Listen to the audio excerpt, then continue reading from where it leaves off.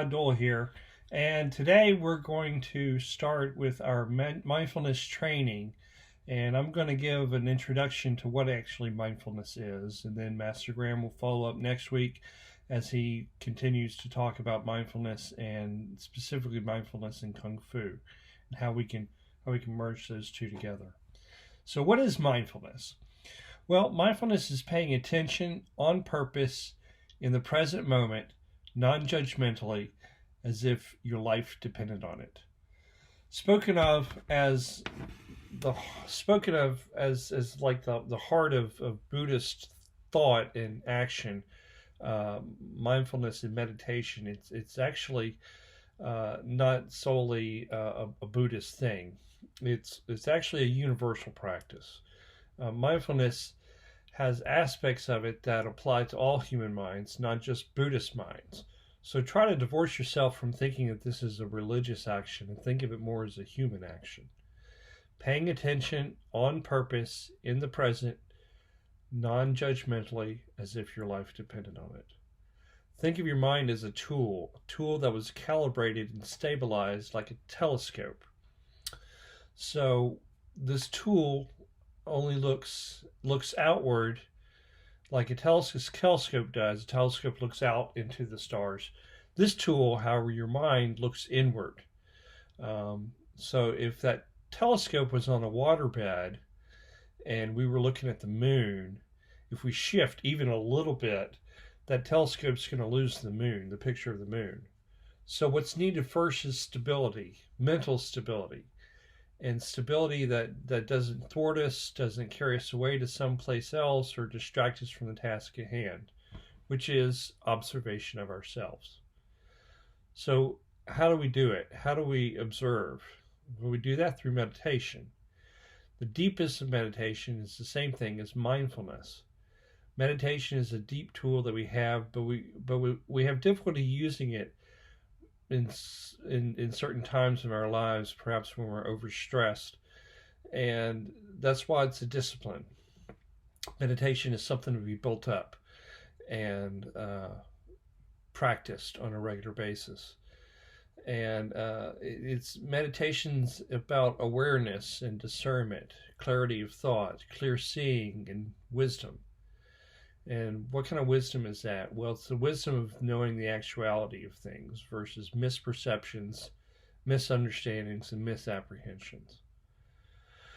Our prejudices prevent us from seeing what reality actually is. Our thoughts, ideas, ideologies, feelings, moods are all colored by our prejudices, which is also shaped by our existing thought structures. So when I talk about clear seeing, understand I'm not limited to just one sense here, but there's a connectedness to all the senses here. Clear touching, clear hearing, clear smelling. All the senses are involved here when I'm talking about clear seeing.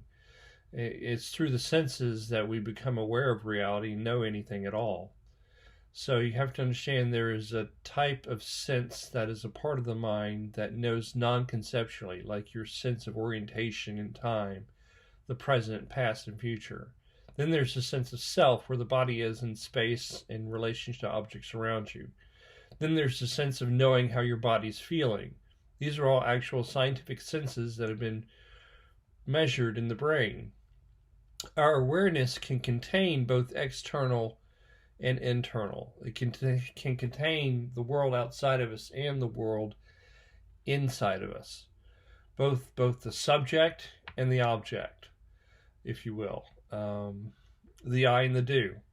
The being and the acting. You have to understand that we're a whole. That's what we are. We're a whole. Our awareness is a whole of the external and the internal. But we have a tendency to fragment the inner world and the outer world into this and that, them and those, what we want, what we don't want, what we need, what we don't need. And these categories can hamper our awareness from seeing the wholeness of reality or the moment that you're in, which is right now. Thanks a lot for watching this video. I hope you enjoyed it, and I hope it gave you something to think about. We'll see you next week for more mindfulness training. Thank you. Hi, I'm John Graham. Thank you for taking some time out of your day to watch my video. As a certified speaker, coach, and trainer for the John Maxwell team, I couldn't be more excited to help you take your business and life to the next level. You know, one of the things that drives my passion for leadership every single day is that I get to add value to people. Now, I have a few questions for you. Where are you in your life right now?